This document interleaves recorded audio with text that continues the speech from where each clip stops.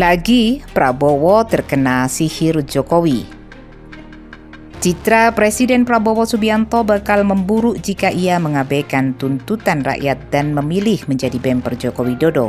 Pilihan yang sangat keliru, apalagi di tengah harapan rakyat yang begitu besar pada Prabowo untuk menegakkan keadilan terhadap pelanggaran serius Jokowi dan gengnya selama 10 tahun terakhir.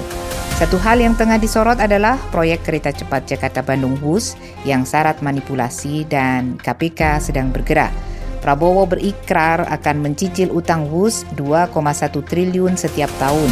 Alasannya, negara harus hadir dalam urusan PSO, Public Service Obligation. Segala hal yang menyangkut rakyat banyak, negara harus turun tangan. Sejak proyek kereta cepat WUS dibangun, konsorsium memiliki utang 116 triliun. Ini akan terus membengkak jika tidak segera diatasi. Beban keuangan PT KAI bisa mencapai 4 triliun lebih pada tahun 2025. Disinilah Prabowo tampil sebagai pahlawan mewakili negara. Nggak usah khawatir apa itu ribut-ribut WUS. Saya sudah pelajari masalahnya. Tidak ada masalah. Saya tanggung jawab nanti WUS itu semuanya. WUS itu semua public transport di seluruh dunia itu jangan dihitung untung rugi enggak, hitung manfaat enggak untuk rakyat. Di seluruh dunia begitu. Ini namanya public service obligation. Kalimat Prabowo mirip pernyataan bekas Presiden Joko Widodo bahwa kereta cepat bukan untuk cari laba, tapi untuk investasi sosial alias pelayanan publik. Kalimat Jokowi ini juga dibenarkan oleh Menteri Keuangan yang sedang naik daun, Purbaya Yudi Sadewa. Tidak ada yang salah bahwa transportasi publik, prinsip dan tujuan utamanya adalah layanan publik, bukan untuk cari untung. Bahkan, negara berkewajiban mensubsidi.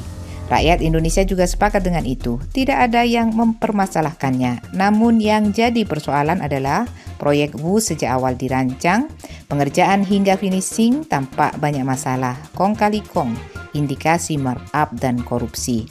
Anak PAUD tahu, proyek ini dirancang di era Jokowi yang ambisius. Semula ditawarkan ke Jepang, lalu tiba-tiba beralih ke Cina. Di sini terlihat jelas indikasi korupsi. Jepang tawarkan investasi 6,2 miliar dolar, tenor 40 tahun dan bunga 0,1%. Sementara Cina 5,5 miliar dolar, tenor 50 tahun dengan bunga 2%. Kenapa Jokowi, Luhut, dan Kroni saat itu malah pilih Cina yang jelas-jelas lebih mahal 20 kali lipat? Apakah normal, logis, dan waras? Jepang menawarkan pembiayaan dan bunga utang yang lebih murah, tapi dipaksa pilih Cina yang lebih mahal.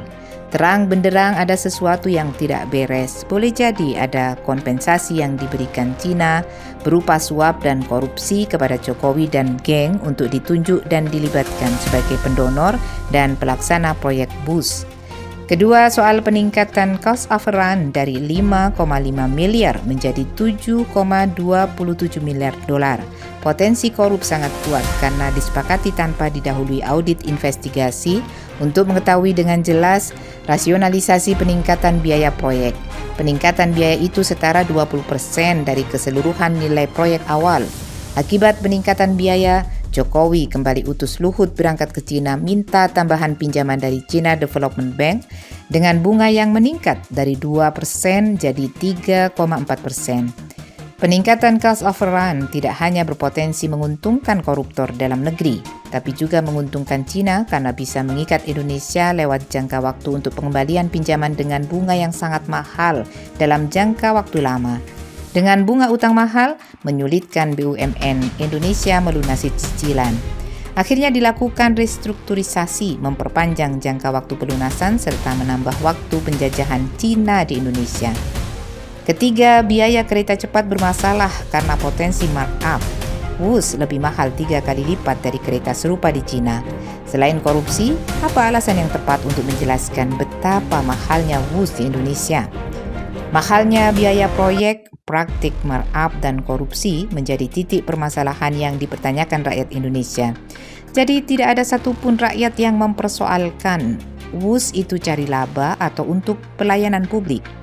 Prabowo harus proporsional, profesional, berdiri bersama rakyat, harus menegakkan keadilan. Proyek WUS harus diaudit investigasi. Jokowi, Luhut, dan gerombolan yang terlibat dalam proses itu harus diseret ke meja pengadilan untuk mempertanggungjawabkan perilaku korupnya.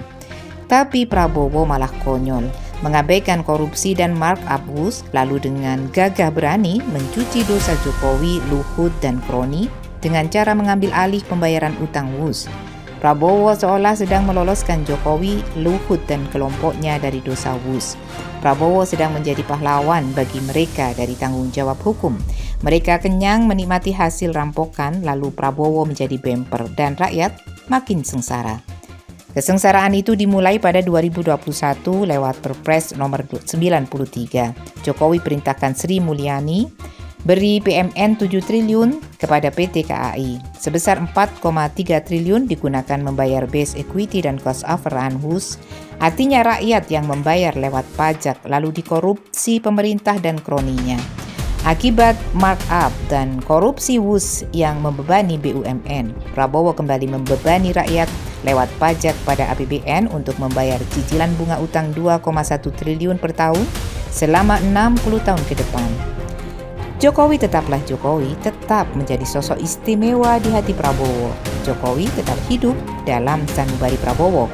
Ia dilindungi, dicintai, dan disayangi sepenuh hati. Sebagaimana peki yang menggema di Sentul International Convention Center.